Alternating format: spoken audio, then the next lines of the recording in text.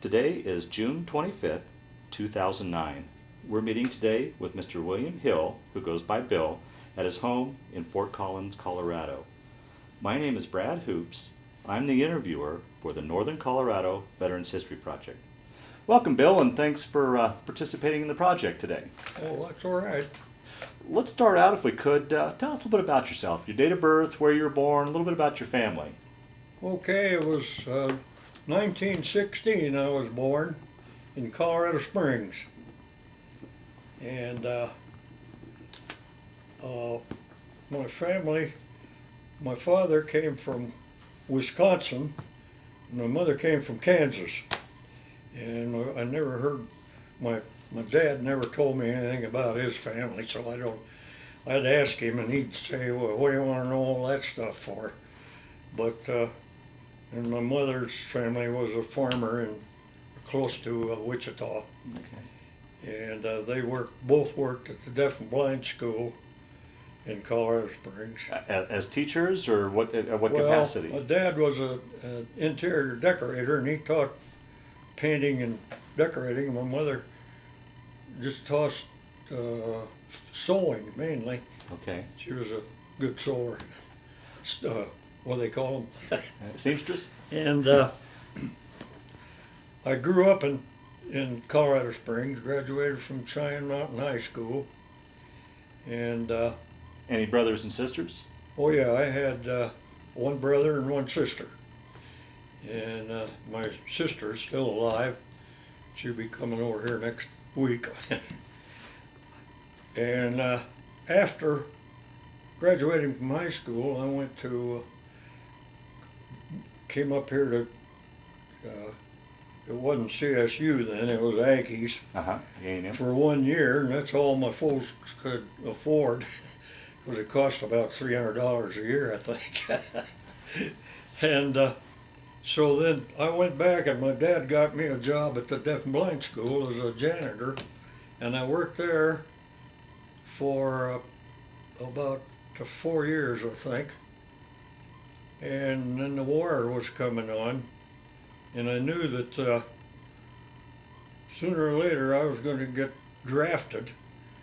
And I got to thinking, if I get drafted, I'm going to go in and they'll put me in some organization and everybody will be strangers. And I think I'm going to join the National Guard here, and I'll get acquainted with them, and then when we go into the service, it won't be too big of a change for me. So I joined the Guard. Now, was this prior to Pearl Harbor being bombed, or after the war had started? Oh, it was prior. Okay. Prior to Pearl Harbor. And I had received a draft notice, or not a draft notice, but a number just before that. So that sort of speeded me up for joining the Guard. And it was a field artillery. The headquarters battery, I don't remember what the number of the field artillery was, but it wasn't, but about 3 weeks later that we got called up for active duty. So everybody in Colorado Springs, this was a state National Guard, so each town that had a organization in it did their own, and we were assigned to go to Tennessee, and to Tullahoma, Tennessee, Camp Forest. So we got in the back of Army trucks and we went down to Camp Forest. So naturally, by the time I got there, I was still fairly new. So they needed some truck drivers, so they started training, or wanted to know if anybody wanted to drive trucks, and I did. So I took a test and I passed it, I guess. So they assigned me the kitchen truck to drive. So I had the stove and all of that stuff, and the food and everything else.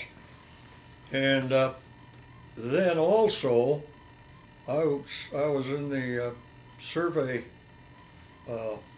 team because I was the unit I was in was 155 millimeter long rifles, so we had to survey when we set up, when the batteries that had the guns set up, they had to be surveyed in so they'd know, because it shot so far that they'd have to know where they were geographically, so they'd know where to go. So we worked that way for quite a while. Well, that was in November of 41.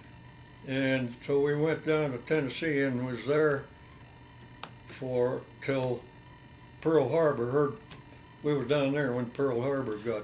You remember where you were and what you were thinking when you first heard about Pearl? Well, I just come out of the movie and went by one of the barracks, and they had a radio on there, and they said it, and I thought it was just about time for my 1 year training to end up, and I was planning on going home. And I immediately thought, oh, now I'm not going to be able to go home. So, but prior to that, we'd been on maneuvers down in Louisiana, and I was down there in the swamps, and the chiggers were eating me up, and the mosquitoes, and these airplanes were flying over and dropping bags of flour to imitate bombs. And I looked up and I said, boy, those guys are going to be back to the base in a half hour and have a shower and be in the club drinking a beer, and I'm still going to be down here, and I'm going to get in the Air Corps. So, but at that time I couldn't qualify because you had to have 2 years of college. And soon after that we moved to California, to Monterey Bay, and set up our guns all around Monterey Bay.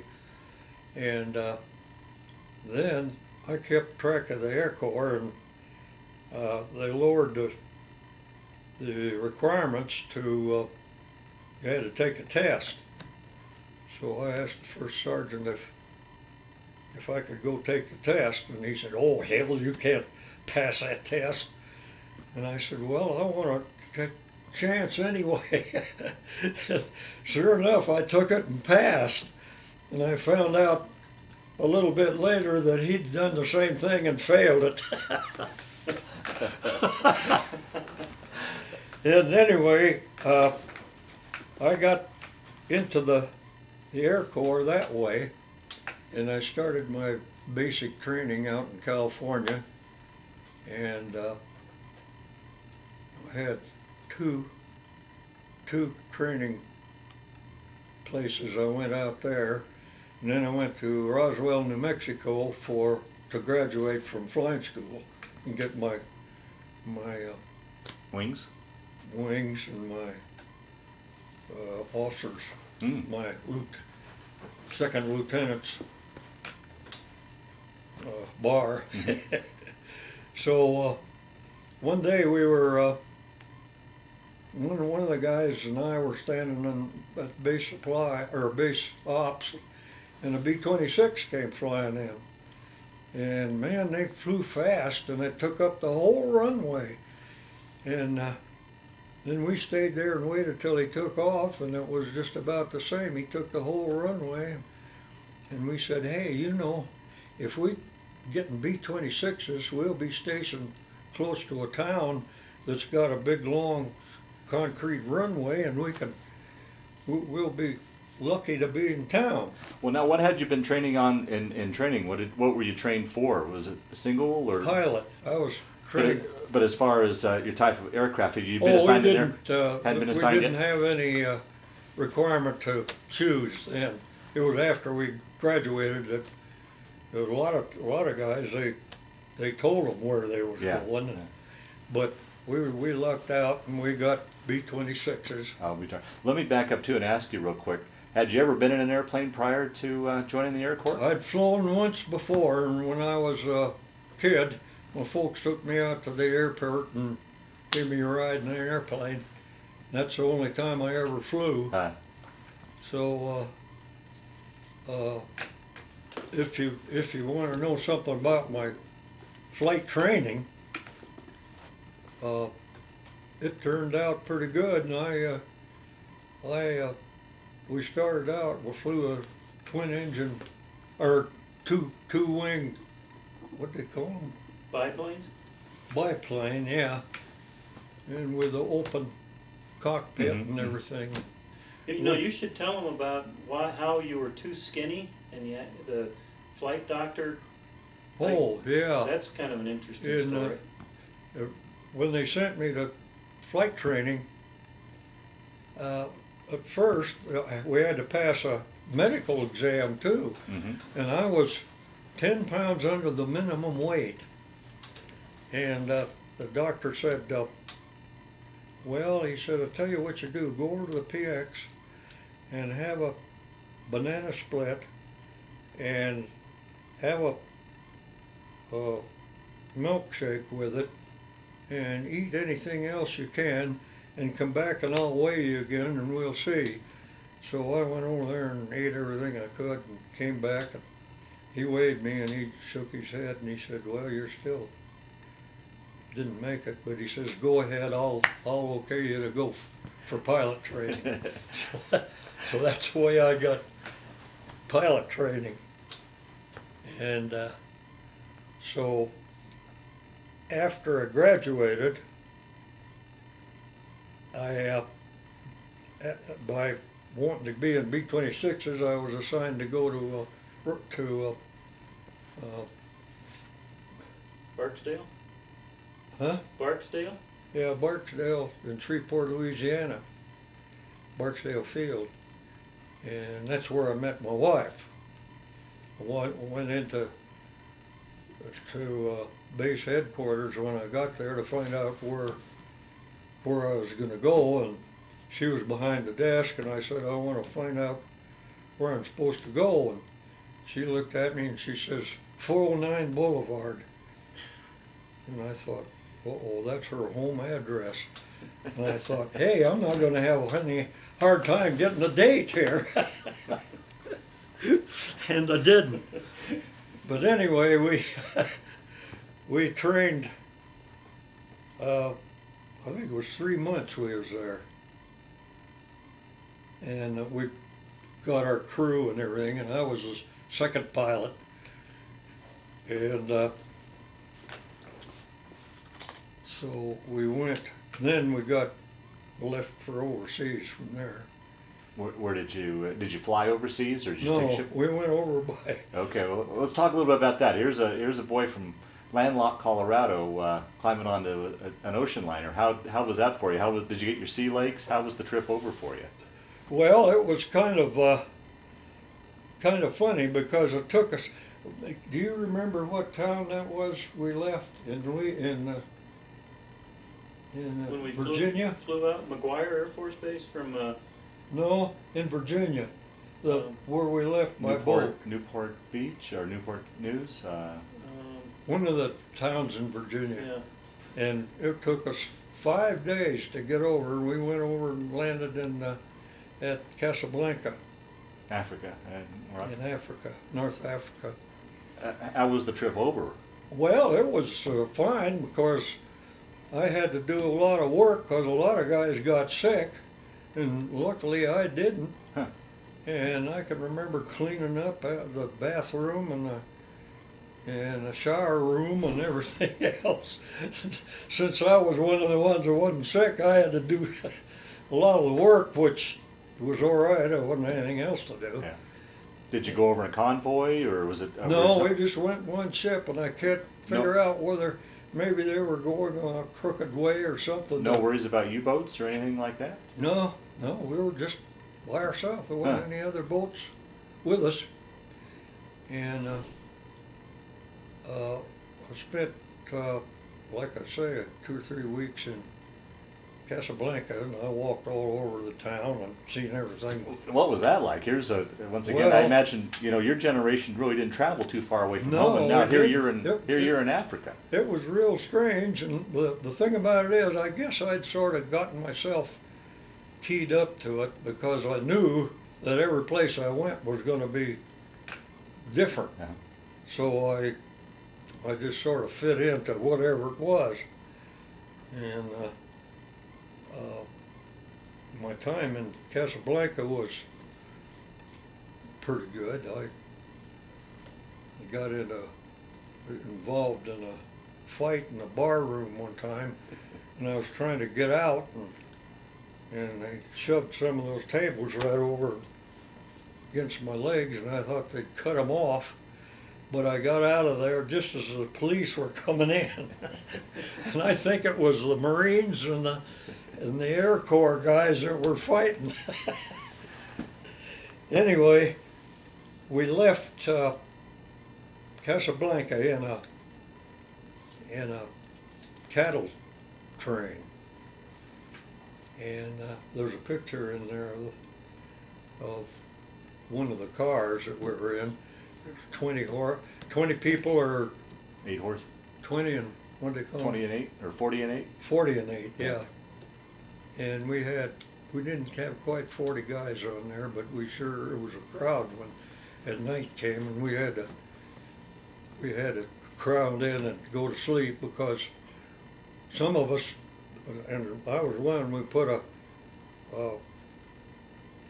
tied a thing and made a Hammock type. hammock and slept in it, and that was pretty good. And it took us another 5 days, I think, to get to, can't remember the name of the base. Talergma. Talergma? Talergma Air Base. I'm kind of following along in your. Oh, yeah. Yeah, Talergma Air Base where we stayed. That's where a lot of Air Force people, Air Corps people stayed until they got assigned to certain outfits.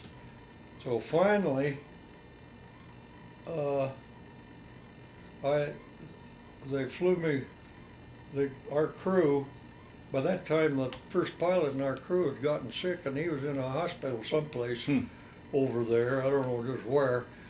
So I was suddenly the head of the crew, and we finally got into an airplane, and I think in my diary there I say I finally flew here, and we flew to our base where we was going to be stationed. The airplane landed and went down at the end of the airfield, and then the pilot stopped the plane, opened up the door and said, "Okay, you guys get out here and they'll come and pick you up."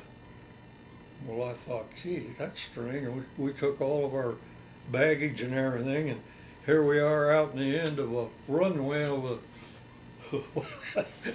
a field.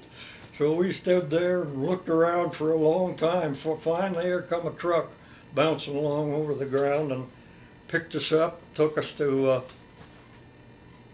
the base ops, and they told me there that one of the guys said, "Hey, you're lucky." He said all of the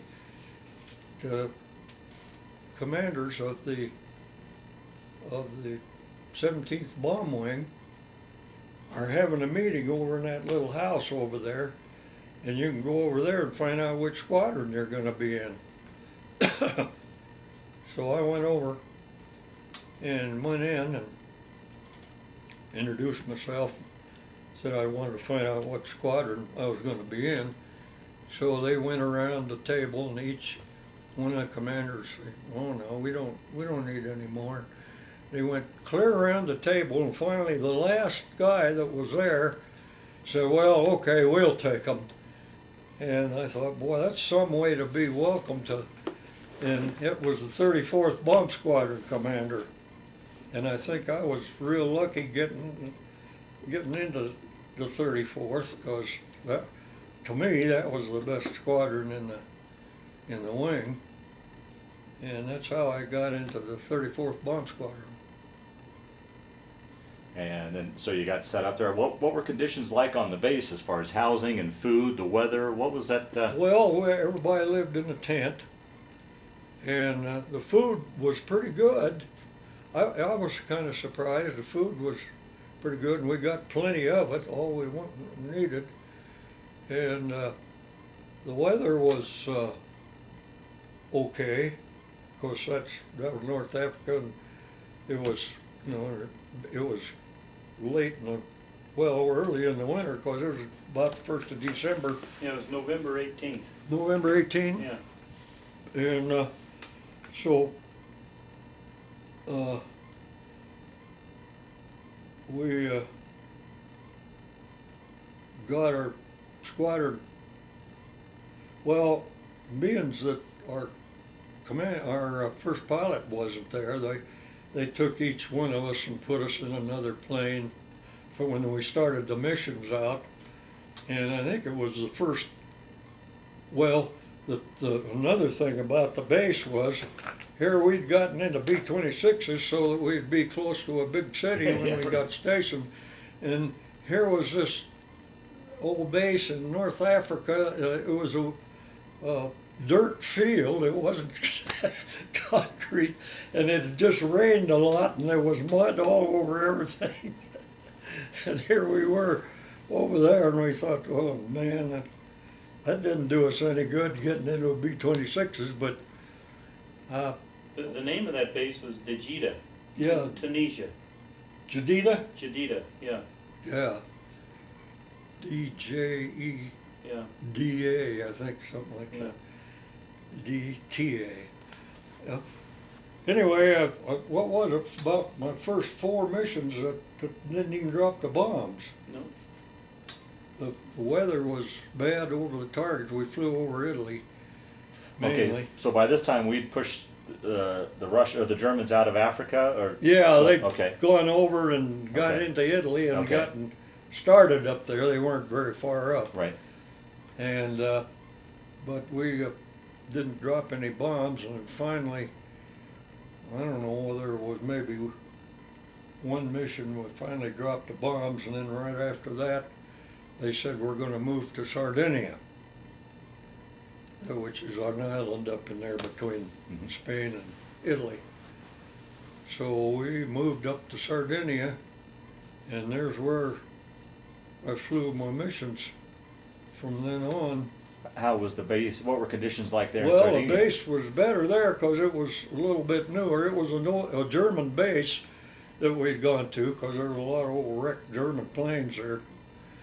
And but we still lived in tents, and they were building some buildings there. We had a good dining room, and they were building an officers' club, and headquarters was a pretty good building, and so we had a pretty good system. And Tell them about the stove and stuff in your tent. the what? The stove in your tent. Stove? You know, remember how you... Oh, yeah, that's a scary one too. This doesn't have anything to do with combat, but Well, that's we were there, and we had put some of the guys. There was 4 of us that lived in a tent, and we had. It was winter, and it was kind of cold, and then they'd get a lot of wind and everything. And so we went down to where all these old German planes were, and they got a big tank about 2 feet around, and it had a flat top on it. Brought it up to the tent, and then one of the guys got a tube and knocked some holes in it, and we put that in there, and then we got some Air Force or airplane fuel, some gasoline, and put it in a tank and hung it up over the stove, and let that gasoline run down there and out of those little holes, and it made a real nice furnace in the tent. So, and it was going real good, and one day the wind was blowing like mad, and I came into the tent just as that big can up there fell right on top of the stove, and the handle of it was right there, and I just threw it right out the door as fast as I could, and luckily nothing it didn't explode or anything. That was a real scary one. But then shortly after that, we the natives, and there was a town not too far away from there. I don't know whether I put down in there what the town was or not, but they did our washing for us and a lot of stuff. And the guys came around and told us they could build us a little brick building if we'd pay for them in cigarettes, because American cigarettes were really expensive over there. So each one of us bought a carton of cigarettes. I think we only paid 12 cartons, I think, to build the whole house.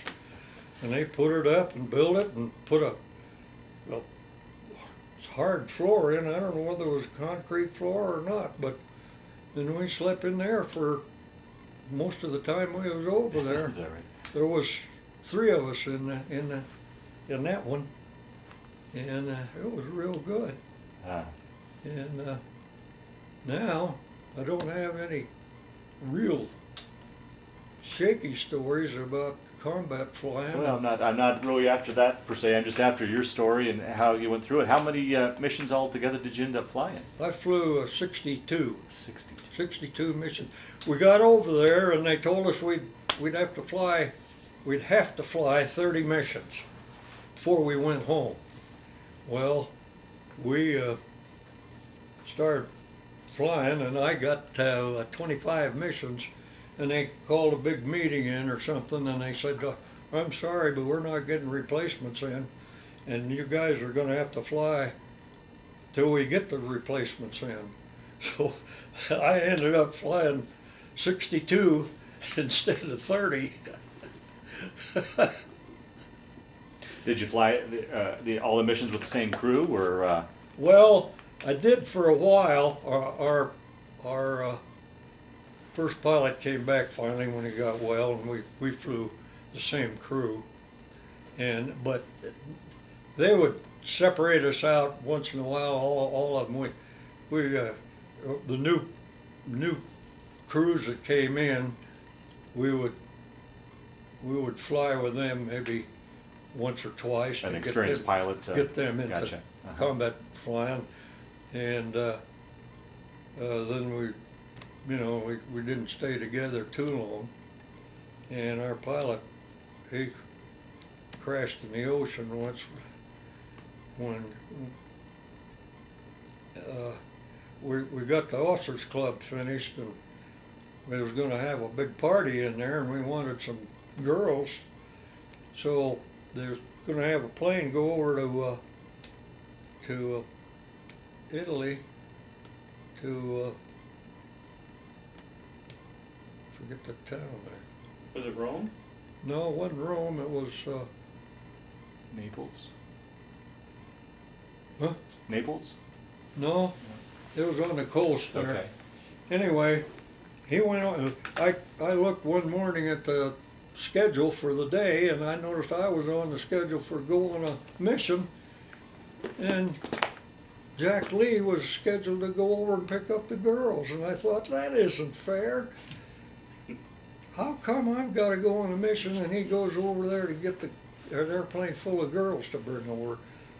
And he crashed in the ocean coming back with the girls and everything. And the next day I got an airplane and flew over for about 4 hours over where he was supposedly went in to see if there was anything there. I never did see any. Well, yeah, never did find him? No, never found the airplane or not even any of the stuff from it. So I think, I don't know what happened, but that was one of the things. I was real lucky the whole time I was over there, is things like that happened, and I didn't get involved in it. Yeah, yeah. but our missions were, some of them were real tough missions. We'd come over get ready to go over the target, and the flak would be up in the air, and we knew we had to fly right into it. And Describe to those that will watch this tape what flak is and what it's like to go through something like that. well, usually right over the target, they'd have a lot of guns on the ground because they knew, you know, it was a bridge or a air base or something like that in the northern part of Italy, and they knew we'd be coming over there, so they had a lot of help. But we'd come over and get lined up to go over the target, and then the air would just fill up with black.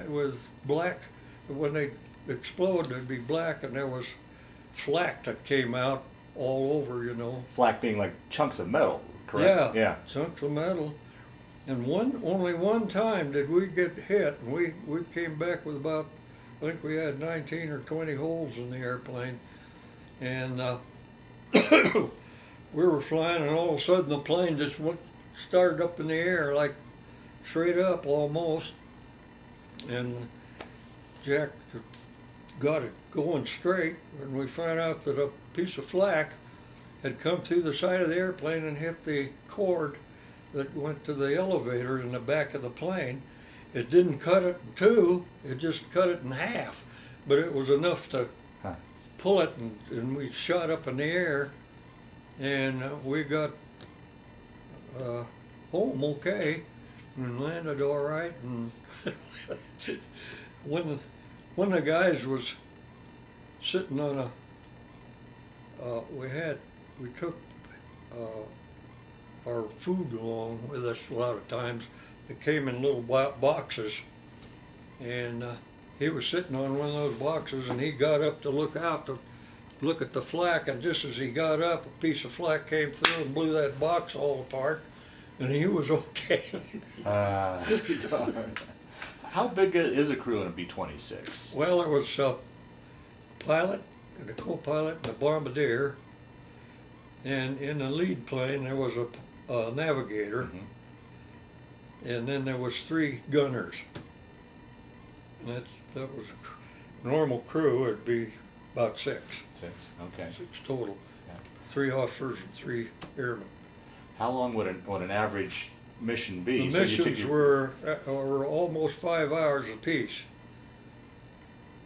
5 hours apiece, meaning 5 there, 5 back, or? No, Oh, 5 total. Okay. Yeah, because we couldn't carry too much, that much gas. A lot of times, if we didn't drop the bombs, we'd have to drop them in the ocean coming back in order to have enough gas to come back. One time we was coming back, and we was almost out of gas, and just as we got to the base and was heading in to land, the red light came on in the fuel gauge, and once again there was a close call. Wow. Well, you said you were harassed by anti-aircraft and flak. Were you ever harassed by fighters at all? Yeah, we were once in a while, but it seems like, I think our planes the guns were placed in a real good position so that they kind of stayed away from us. And I think I don't know how many we shot down. I don't think we shot down more than 4 or 5 the whole time I was there. 4 or 5 enemy planes, or fighter planes, but they'd stick around with some of the other planes. I don't know. Now, with your base, were you doing the same as Northern Europe? Were you guys all doing daytime bombing, or was it nighttime bombing? No, it was daytime bombing. Were you alternating with the British doing it? Were the British down there with you as well, or was it just purely you guys? No, we were so far away that we just flew our own missions, and of course there was a couple other squadrons there on the base with us, and we'd have maybe 10, maybe 12 or 15 airplanes in a flight going over the target. Talk to us, walk us through what a normal mission would be, like what time you'd get up, and walk us through the whole procedure of taking off, mission coming home. If you could kind of just a general idea what a day would be like, a mission would be like. Well, the first thing, every morning we'd get up, and it didn't seem like we had to get up extra early any mornings. They fixed it so we wouldn't. And we'd go up to the outside the orderly room and look at the schedule for the day and see who was flying and if they were leading plane or if they were just on the wing or whatever it was. And then we'd eat breakfast and usually we took off in the middle of the morning sometime. We'd take off afternoon sometimes, but we never did fly at night. And then we'd go back home and get our flight clothes on, and then they'd take us out to the base, out to the airport, and we'd get in and check the airplane over and make sure everything was all right and the bombs were all loaded right. Did they have briefings though? Did you go into a briefing? Oh Yeah, yeah, yeah. that's right. We'd have a briefing. A lot of times, if they knew where we were going the day before, they'd have a briefing, get everybody in there, and they'd tell us where we were going and why we were going there and what we had to expect in the way of flak and fighters and whatever it was, and whether the ground was level or in the mountains or whatever. And then everybody would listen to that, and then most of the time we'd come right out of that meeting and go to the base and get in the airplanes and check them out and get ready to go. But and then we never did know what the weather was going to be like, and we'd have to, a lot of times we'd have a secondary target to hit. If the main target was blocked in, why we'd go and bomb something else. And Well, what elevations, what altitude did you usually fly at? usually about 10,000 feet is when we bombed from. And these planes weren't pressurized, correct? They were. No. So no. it got fairly Yeah. cold. Did you have to wear oxygen and it got fairly cold in those planes, correct? Well, yeah, but we didn't. I never suffered from the cold or anything, or the lack of oxygen. It was 10,000 feet. You Oh, okay. don't need oxygen. Okay. See, he did a lot of stuff around Leadville, Ah, so right. he was at 10,000 Yeah. feet. Yeah. When he was, Yeah. Yeah, Yeah. yeah, and I saw. Wow, during the time I think I saw about 3 airplanes get hit.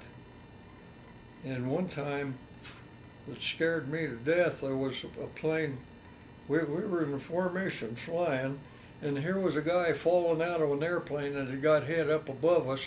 And he fell right through our formation and nobody hit him, and I thought, oh man, that must have scared him. He must have passed out. Wow. And I couldn't tell whether he made it to the ground or not, but that was one of the scariest things that I saw. How was that? Speaking of scary things, how did you prepare yourself? You know, every morning when you took off on a mission, you were going to fly into harm's way. How would you mentally prepare yourself for something like that? Well, I'll tell you, Brad, I'm a pretty religious person, and I would call on my Lord to be with me and help protect me. And I'd say the 23rd Psalm to myself the whole time we was going through there, especially the part, if I walk through the valley of the shadow of death, I'll fear no evil. Right. So I did fear it, but that was the way I prepared So you- myself for it anyway. And your faith played a very important part during that time. Yeah, it sure did. Yeah. Religion played a very important part. How about on the back end? Once you guys were back home, you had a meal, you were laying in your cot at night, and you had a chance to kind of decompress. Were you able to put that date behind you, or would you lay in bed and think about it, or? No, we'd get back and actually, I can't remember of talking it over, living it over any time, because it was just another mission and we had to get ready for another one tomorrow maybe, and so there's no use in worrying about the one that we already got back home from. Of course, if there was some of our friends that got knocked down or something, we were kind of sad. Yeah, how did you deal with that when you guys would lose a plane? Well, it was pretty sad when we'd lose somebody, and one of the guys that lived in my tent, my house, got shot down on one of the missions over there, and it was pretty tough to come back. He and was see. a navigator on one of the other crews, and of course we didn't live on it too much because we couldn't. You know, it was we was living in a time when you couldn't kill yourself. Yeah.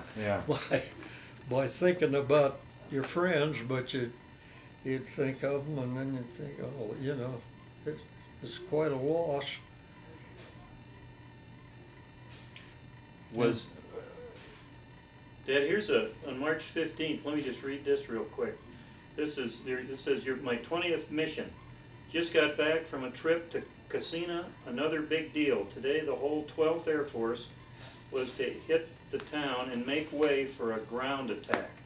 As we were going in, we saw 24s and 17s coming off. The air was full of aircraft and we saw no flak.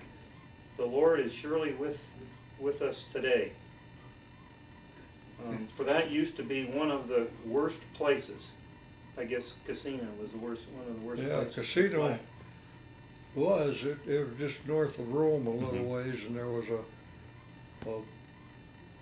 kind of a mountain there with the thing on, and we could see the guns going off down below when we flew over there.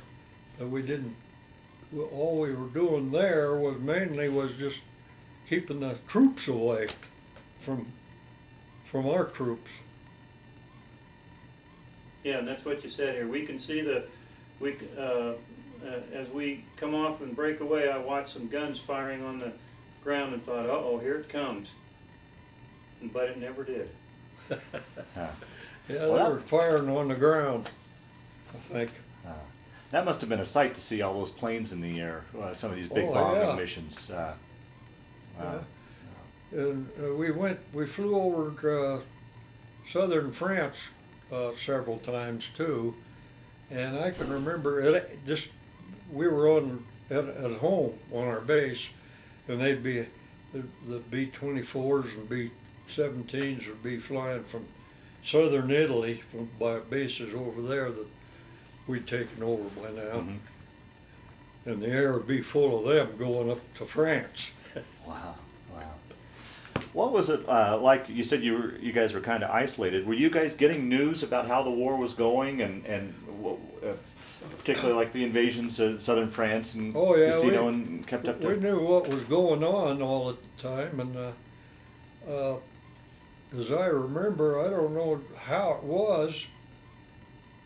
Of course, we had radios in those days, and we could listen on the radio. And funny thing, talking about that, we tuned in our airplanes. We could tune in on the radio once in a while. Is that right? Yeah. And we could hear, what's that gal's name that was the kind of the German gal? The version of the Tokyo Rose. Yeah. Oh. Like that, and she'd tell her, oh, the 17th Bomb Group is heading off towards northern Italy now. I mean, in Germany they knew what we were doing, and I kept thinking, how do they know what we're doing? I'll be darned. Speaking of communications, let's talk about the home front a little bit. I want to back up, talk about mail back and forth between your folks, and I want to go readdress this gal you'd met down in Louisiana and how how that transpired, or what happened by the time you met her and now you're over in Europe. Did you guys stay in touch? Were you engaged? Talk a little bit about that relationship. Well, we'd get mail. She wrote me about every other day, I think, while I was there. She turned out to be my wife. Yeah, finally. right, yeah. And but we would get letters in the mail, just regular mail. Pretty consistently? Whenever there was any coming, you know. But when we sent up mail, we had to leave it all open, and they had to look it over and right. cut out whatever we couldn't say. And that's one thing that troubles me about today. Whenever everybody's got a cell phone, and even the soldiers do, I guess, and there's no rule against it, and they could tell the whole world what they were doing and where they are. Yeah. That's what. So now, when you took off for overseas, were you engaged, or did you get married, or were you promised to each other, or how did you leave that relationship? I had no intention of getting married or even falling in love, if I could help it, before I went over there, because I didn't want to get married to somebody and then go over there and die, and so I just left it alone. And then when I got back, and got home, she came up from Louisiana to Colorado to see me. Huh. So I didn't have to work very hard to get her. I guess not. So you flew 62 missions. Did the war end? Is that why you ended your missions, or how did it come to? It finally came time. We got enough people in that I could come home, and I came home, and they kept right on flying missions after I left, because I came home in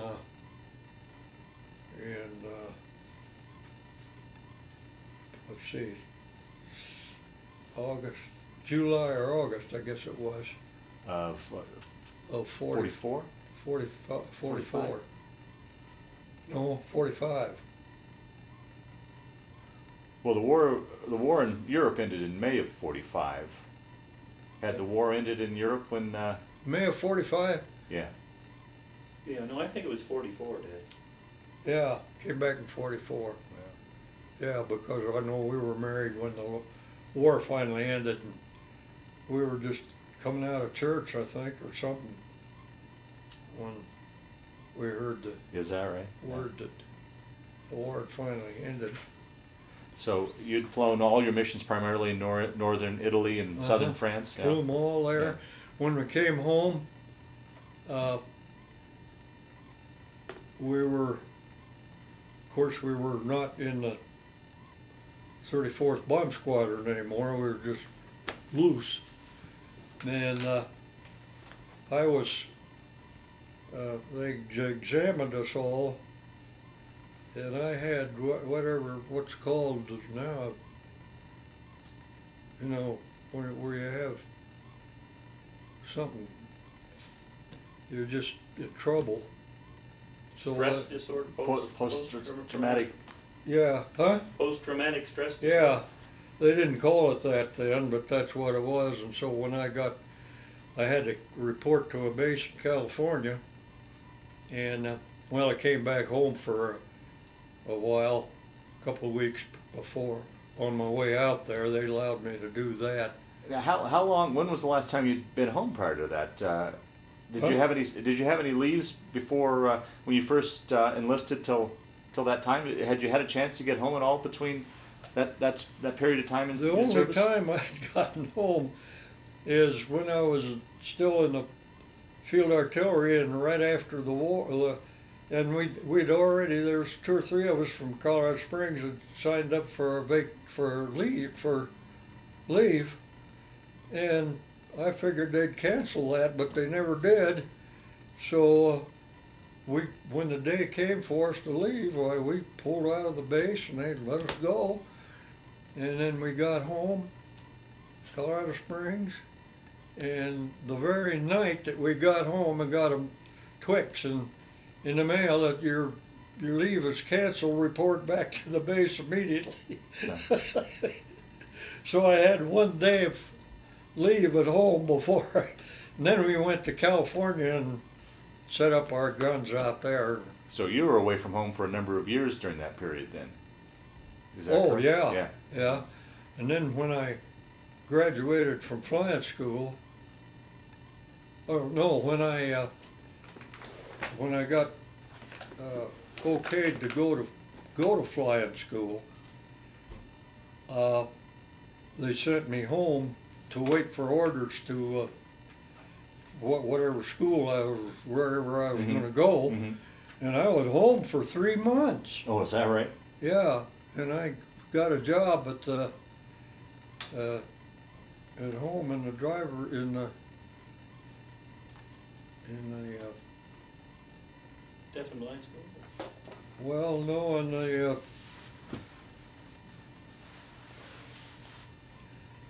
anyway, I was one driver's license bureau, what it was, and I rode around with guys that were taking a test for driver's license. Okay. That's what I did for 3 months, and then I went out to L.A., out to San Francisco, and I stayed there for 2 or 3 weeks, and finally got orders to go to down in Southern California to have my primary training. So when you came back then from Africa after you'd flown your missions for the first time, you remember that homecoming, finally getting home for the first time and seeing your folks, and do you remember that? Oh yeah, but it was great. I got home and stayed there for a while, and then I went out to California and got assigned to up in Washington for I think it was 3 months to get over my post-traumatic syndrome. Then I came back. I was assigned to Dodge City, Kansas, in a training squadron, and so naturally I stopped Colorado Springs on the way back there and saw the folks again for a while, and then I went back there, and I think while I was there they gave me a chance to get out of the service, so I did, and I stayed in the reserves, and I don't know whether you want to hear the rest. I got called in for Korea, and I went over to Korea in another war. Is that right? Well, yeah, we'll definitely get into that for sure. Tap into that a bit. But so you went down to Dodge City. Were you training pilots down there? Yeah. Okay. We were training pilot there and flew with guys that were just learning how to fly B-26s, and we flew all over Kansas. Now, had your wife come up by then? Had you guys been married at that point, or when did you and your wife get married? No, we hadn't been married then. Oh, okay. We weren't married till I was out of the service. Altogether. And we got married. But still keeping in touch this whole time, huh? Oh yeah. Yeah. She was keeping in touch with me more than I was her. So you got discharged and then you came back home to the Springs, and what'd you do after that then? Well, I went to school. I didn't have any qualifications for anything, and I went to school to learn, and I learned how to run a typewriter and stuff like that. I don't know, it was what kind of school they called it. It was just Kind of business school? Yeah, I guess it was, yeah. And then I got a job in a lumber company, and worked there for until they fired me after a couple of years. And then I got a job with one of the contractors that had bought lumber from us, and I worked building houses for a little while. And then the Korean War came along, and one day they had a meeting with all the reserve guys in town, if they could, said, you know, if you want to get back in the service, why, we can call you in. And I went, was assigned right out at Ent Air Force Base in Colorado Springs. And I remember the lieutenant that was signing me in was looking at my record, and he says, boy, he says, with your record, he says, you won't have to worry about going overseas anymore. And it wasn't about 10 days later I got orders to go to Korea. Had you kept up your flying up to that point? Well, I was real lucky again, because when my orders came out to call me back to service, they said on flying status. And even when I went back to the base, you know, they were amazed that I'd gotten called back on flying status. But I just flew in base flight then. I wasn't in combat anymore. And I wasn't in combat over in Korea. I was a supply officer.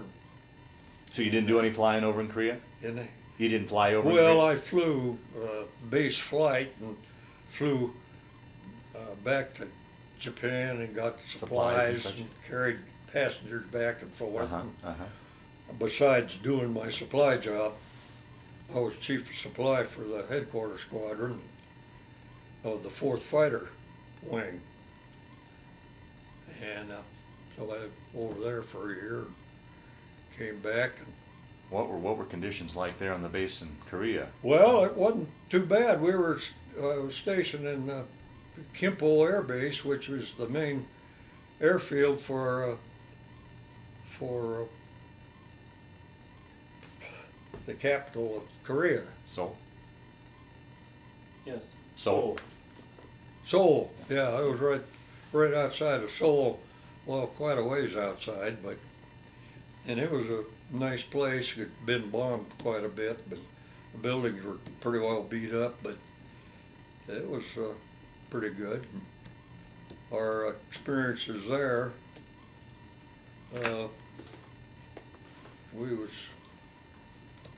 was pretty close to the front, because the front was just up north of Seoul there. And once in a while at night, an airplane would come down from over there and fly around, and sometimes they'd drop hand grenades, throw hand grenades out. But I can't imagine. They never did try to shoot them down. I can't figure out, well, we didn't have any aircraft over at our base anyway, so I guess that's why they did it.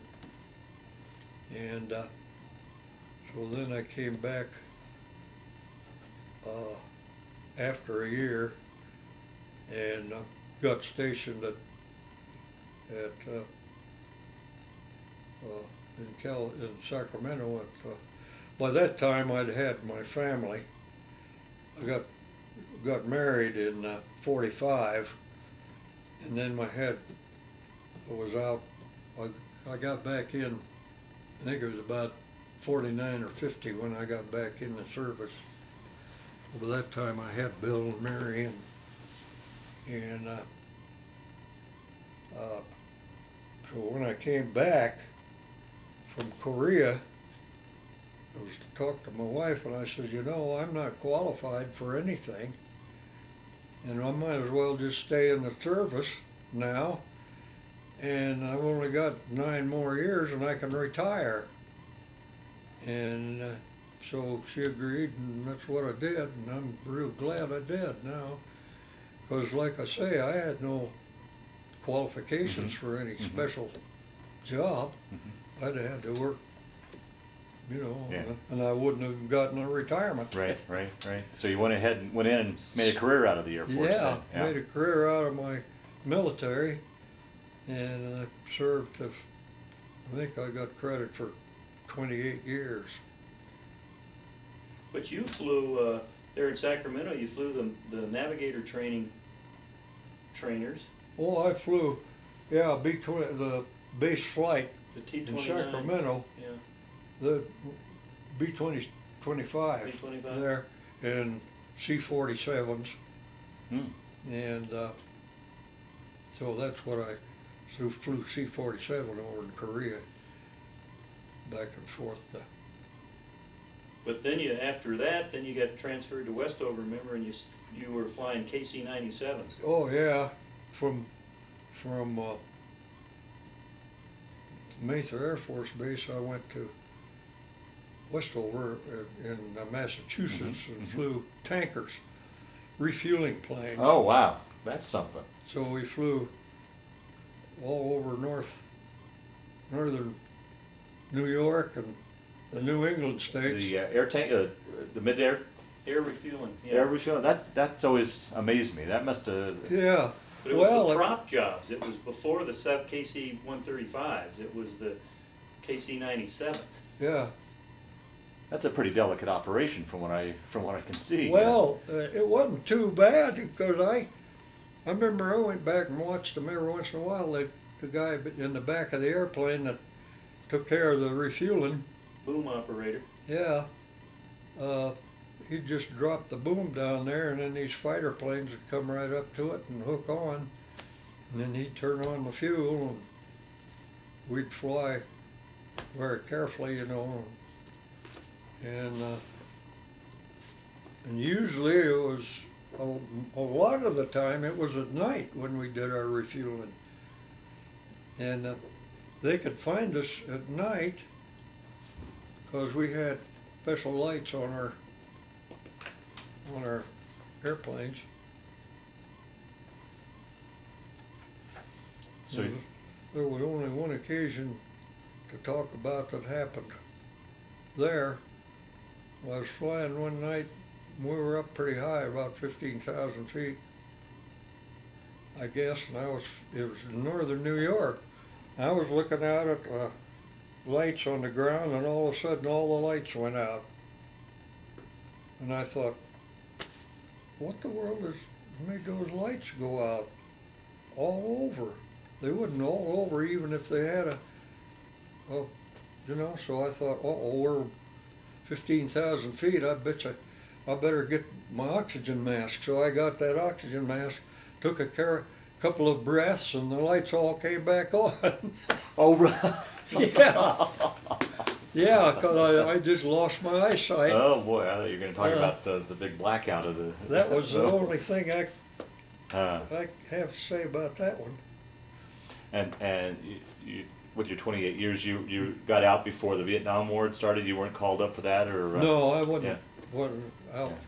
And then from Massachusetts, we went, the whole family went, I got assigned to Spain. Ooh. And we went over to Spain for 3 years. We were over there. And, But remember, you were gonna fly B-47s? huh? You were gonna fly B-47s? Remember, you said that you and Mom talked about it, you didn't want to sit alert because the Strategic Air Command was flying alert, and so that's when you got off your flying status. Well, no, I was, the reason I got off of flying status, I had reached the end of the time when I should have gotten a command pilot's rating, and I still had a couple of 100 hours to fly. And the wing commander had called me in and told me that he could see to it that I got him, but he says, you're just gonna have to get out of one plane and get right on the other one to do it. And I said, well, I was a supply officer then too. And I said, no, I'll just stay grounded. And so I did, and then that's when I got sent to Spain. Now in Spain, did you ever get a chance to get back to Sardinia or any of the other places that you were stationed during World War II? No, No. I didn't. I wanted to get back to Italy, but because I'd seen a lot of stuff when I was over there, and I wanted to see it again with the family. Uh-huh. But we didn't. We took a couple of trips up to France and took one trip to Holland and came back through Germany and Switzerland, and Mhm. so we drove all over Europe practically. Yeah. But that was what we did over there. And then I came back from there and went to Tucson, Arizona. I was down there as a supply officer for, we was there a couple of years, 2 wasn't we? years, yeah. Huh? 2. Yeah. And then the commander, he had a dislike for me. Hmm. And he called my boss in one day and told him to fire the son of a bitch. And so I got sent up to Idaho, Mountain Home, Idaho, and that's where I retired from the service. Uh-oh. Now my hearing aid's caving in. So that's the end of my And then you military career. came back and retired here in Colorado. No, I retired and stayed in California for about 25 years because we liked Sacramento real well. So we lived there for quite a while before coming here. Bill said he wanted us to be closer to him, so. Mhm. Well, you worked civil service for the military. Yeah, I went back in civil service for another 8 years or something, I guess it was, till I was 62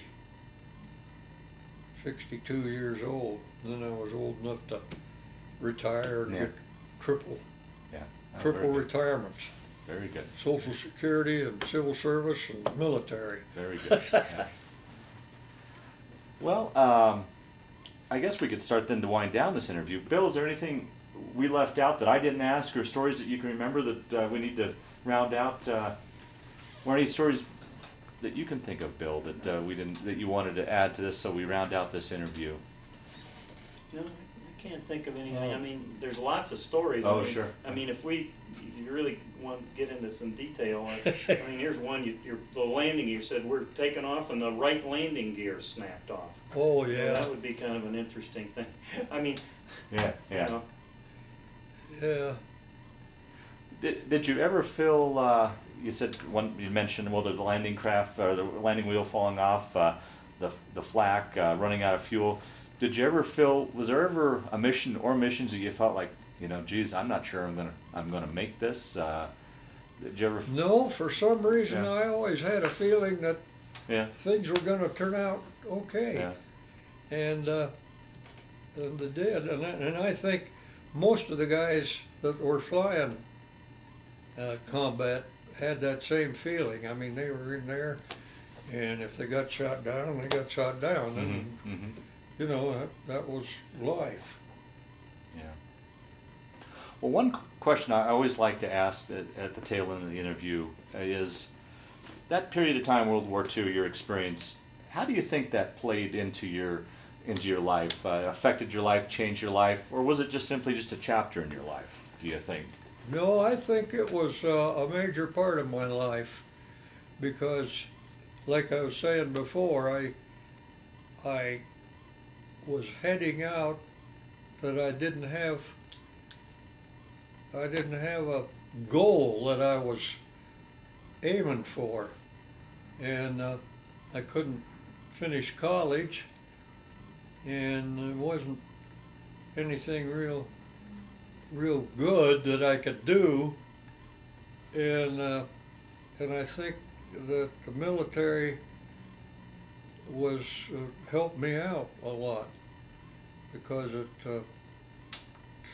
I tried when I got out to see if I could fly in for the airlines, but I didn't have enough flying time. Hmm.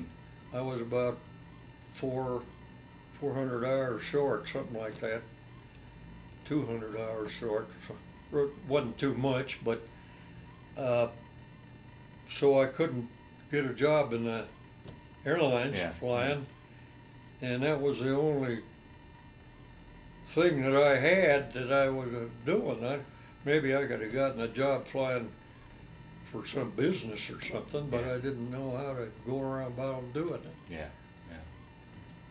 So I think that military was a good thing for me in my life. Okay.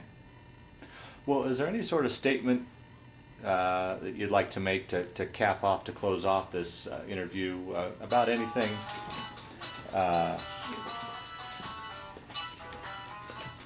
To, Well, or no, not? like I said before, I think one of the things that's kept me going is my religious feelings and the fact that I know the Lord is with me, and He's shown His presence to me many times through my life. Mm. I've gone through 2 or 3 times sitting here thinking about the times when I almost did get was my last things, and Yeah. I pulled out of them all right. And so for that reason, I feel that I have lived maybe the right kind of a life, and I better keep it up. Well, Bill, I want to thank you for sitting down to tell your story today, but more importantly, I want to thank you for your service to our country. Well, okay, you're very welcome. Bill, do you remember where this picture was taken and when? Let me see. Say that. Yeah, that picture was taken in Colorado Springs in my backyard after I got back.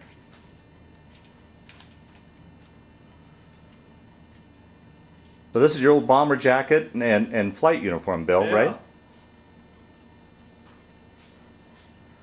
And then you got the Thunderbird emblem on Yep. on one side, Yeah, and then the number of missions. number of missions, bombed, Yeah. 62 of them. Huh.